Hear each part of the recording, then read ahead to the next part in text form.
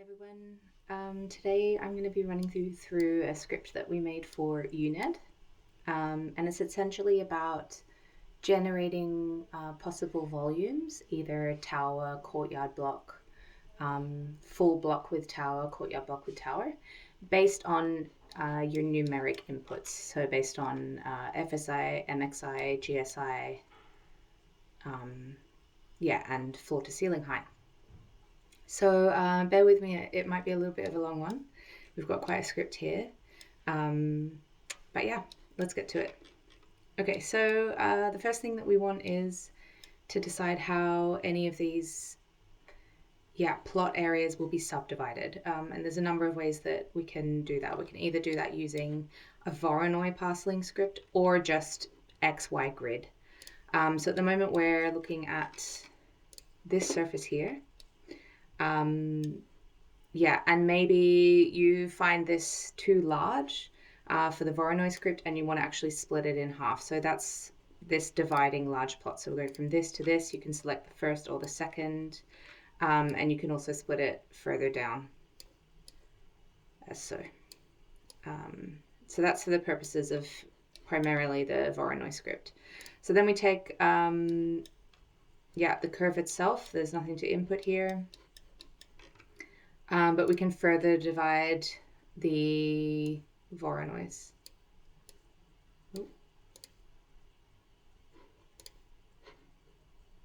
Okay, so then we get a Voronoi.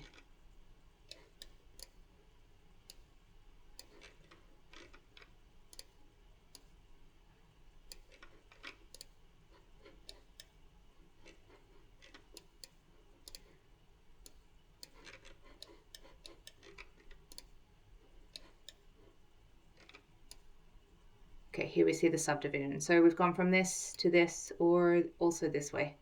So it's just another way of breaking down the Voronoi plots into a smaller parcel. So that's how the Voronoi plots are dividing the parcel, but also you can take this whole curve and then just turn it into quads. And this is done with a numeric input. So say that you want your plots to be 50 meters by 100 meters.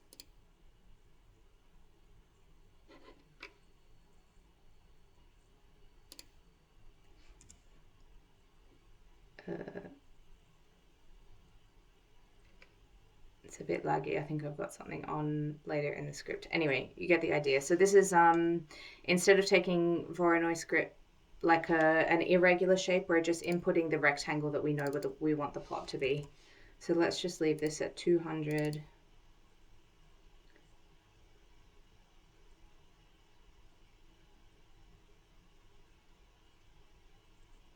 And this at 100. Okay, so then we have our just regular, rectangular plot.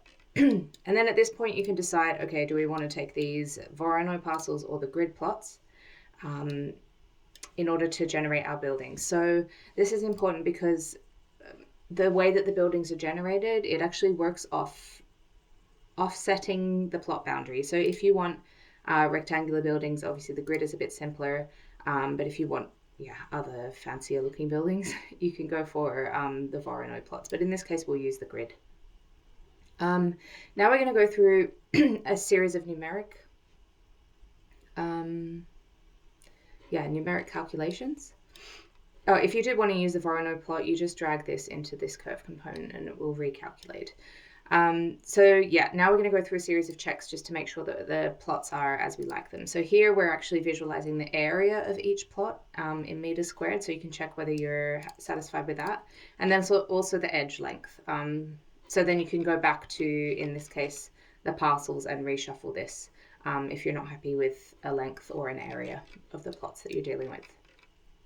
Okay, once we're happy with that, we've got these surfaces here. This is calculation. Wait, there's one thing that's before that. So with the Voronoi plots, you can see that sometimes there are plots that are bigger or smaller, and depending on the shape of the total area that you're trying to do, for instance, this plot here might be very small. So the next component just allows you to filter through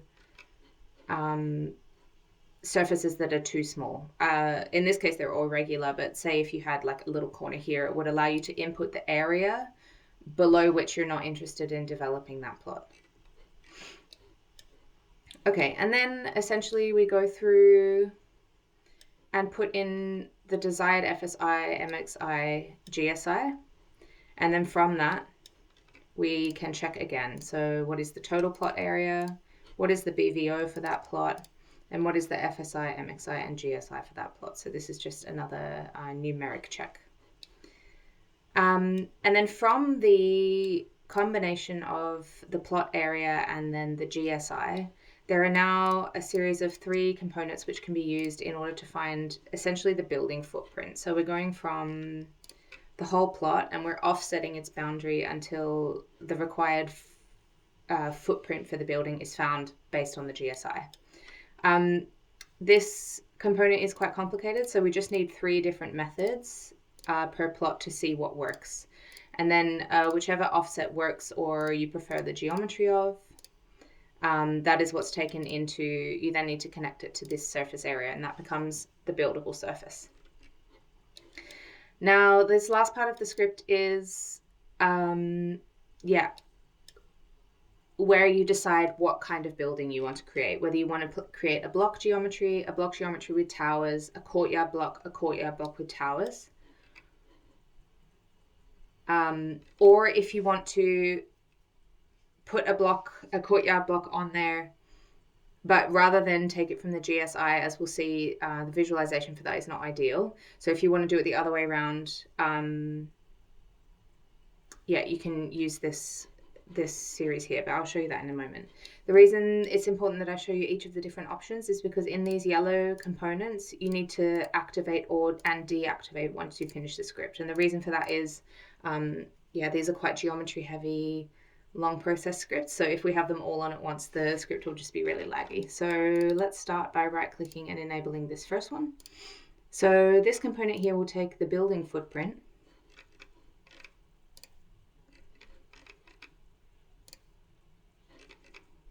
its area, and the building footprint of the required BVO, and take into account your floor to ceiling height, and essentially extrude the building footprint until your BVO is met. So here we can see if we increase the FSI for this site, the height also increases by the amount of floors that are required. And we can also change the floor to ceiling height as you want. So pretty straightforward. The next one is let's enable this, taking the building plot, but then also understanding that we want some of the BVO to be met in tower form. So what we're going to do first is say, what is the max number of plinth layers? So let's say we want 2 plinths and then a tower which fills the rest of the BVO. Here we'll put the number 2. And then what we're going to do is split the top surface into segments which can become the tower footprint essentially. And from there we can check of each of these split surfaces what is the BVO. Then we want to cull any irregular objects that are less than a particular area. So in this case, we know we want above 600 meters squared for the tower footprint. But this will just make sure that none of the 2 small tower footprints are selected. And then you can also cut out, tower footprints which are too large. So you're selecting from this further division, what is the acceptable area for a tower footprint. Okay, from that, from each of these, where are we? From each of these footprints, we're going to choose which one or which location the tower is positioned in. So at the moment you can choose any of the subdivisions. We could also use a jitter component here and add it in so that's random per building, but just for the sake of this we've kept it that the location will be the same on every footprint. And then essentially what happens is you take the total BVO that's required for this site and you minus the amount of plinth layers that we know that we need. And then we understand, okay, how much BVO is required in each tower. So here, for instance, we're visualizing 2 socle layers. This is all of the BVO needs to be met within a tower. This is 7 socle layers. This is 5 socle layers, etc. But say, for instance, your FSI decreases, the tower decreases. So yeah, that's a courtyard block with tower. Sorry, just a block with a tower. Okay, next we're going to have a look at the courtyard block. Yeah, so this essentially works the same as the just the block geometry, except now we're also telling it. So it's based on GSI, BVO, and your floor to ceiling height again. But here we are able to tell it how much block, what is the meters you want the offset for the block. There's a little caveat to this part of the script, which is that in this set of script, the GSI doesn't take into account the inner courtyard. Not ideal. But we have another script down here that does that. But this is just if you want a plain offset and you want to estimate roughly how much the inner courtyard will affect your total GSI. And then here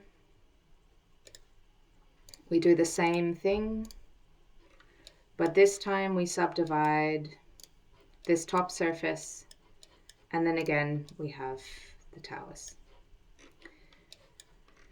Okay, and the next one is the courtyard block from GSI.